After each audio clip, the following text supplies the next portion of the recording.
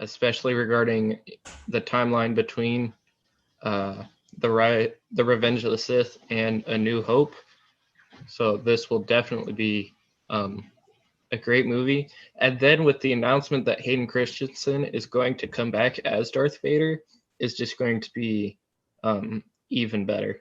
Oh, I'm very excited. This, I believe, I heard that it was going to be only 4 episodes, but the episodes could be like an hour each, maybe over that as well, which in turn would be like a 4-hour movie. If you think about it. So, but it's better than just one movie. If it's a 4-hour movie, of course. And so I'm just gonna read what it says here really quick. Do you want to read it or? Yeah. Do you want me to start at the beginning or a specific yeah, sure. paragraph? Okay, so last August at D23 Expo, which is the Disney Expo, Lucasfilm announced the return of Ewan McGregor in the iconic role of Jedi Master Obi-Wan Kenobi for a special event series on Disney+. Officially titled Obi-Wan Kenobi, the series begins 10 years after the dramatic events of Star Wars Revenge of the Sith, where he faced his greatest defeat, the downfall and corruption of his best friend and Jedi apprentice, Anakin Skywalker, turned evil Sith Lord Darth Vader. The series is directed by Deborah Chow, who helmed memorable episodes of The Mandalorian Season 1. This will truly be a day long remembered, as it was confirmed that Hayden Christensen will be returning as Darth Vader. This will be the rematch of the century, Kennedy said. It was such an incredible journey playing Anakin Skywalker, said Christensen. Of course, Anakin and Obi-Wan were on the greatest of terms when we last saw them. It will be interesting to see what an amazing director like Deborah Chow has in store for all of us. I'm excited to work with Ewan again. It feels good to be back. Yep. And so I believe Deborah Chow, I'm trying to think of which episode she directed. Was it? I'm not for sure, but if it mentions memorable episodes of The Mandalorian, I wouldn't be surprised if it was, episode 1. Yeah, 1 or 2. 1 and 2. I think she did. It says episodes, so it must have been 2 episodes. So maybe 2 and 7 or something. I believe. Yeah. I'm not 100% sure though. So, yeah, this is really exciting. I believe as well 2022, like near maybe after.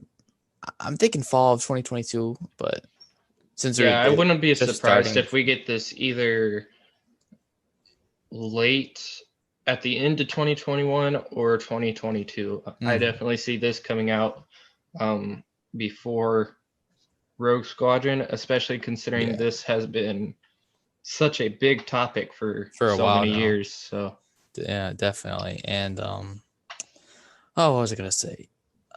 So it says this will be the rematch of the century. So I don't know how Obi-Wan could really be meeting Darth Vader and leaving Tatooine, even since he's supposed to train Luke. But it could just be like, because I believe in like some of the comics, Darth Vader had like a bunch of nightmares of him, refighting Obi-Wan, if I'm not mistaken. So they could do like that and re-film that, maybe, going back to Revenge of the Sith, memories and all that, and flashbacks and stuff like that. I don't see him actually going to a planet, but what are you gonna say? I was gonna say that's just why I'm really excited for this one, because as I mentioned, the story of Obi-Wan isn't very known during this time. I mean, there's a lot in the comics and legends and Star Wars lore, but for them to actually make a series on it, it really will be exciting, because not very many people know about Obi-Wan between that time period. So and since there's so many different versions of what could happen, it will definitely be interesting to see what Miss Chow comes up with for this series. I'm very excited, and I think we might actually see Anakin again, because Vader was in Rogue One, and Hayden Christensen didn't return for that because we didn't see his face. So if he's returning, I would have to think at least we're going to see his face one time, like with Darth Vader's helmet off and all that.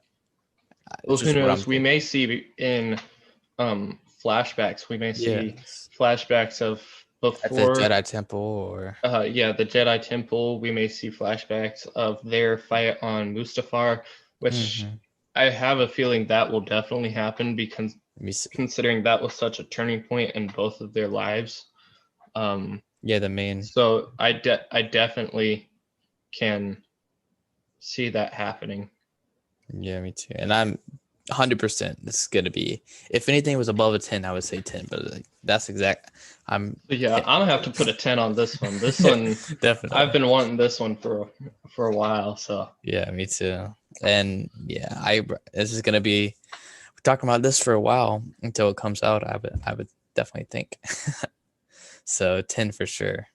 And yeah, and it's also going to be taking place. I don't know if we talked about this, but 10 years after Revenge of the Sith. So it's about mhm. 10 years too. So maybe Well, we can see Yoda and it Palpatine. will also be interesting if we see a young Luke Skywalker, Mm-hmm. because around this time he'd Let's be see. about 10 years old. So Yeah.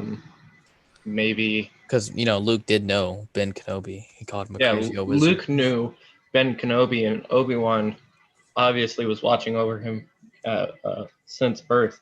So maybe we see a little more into a younger Luke Skywalker as well.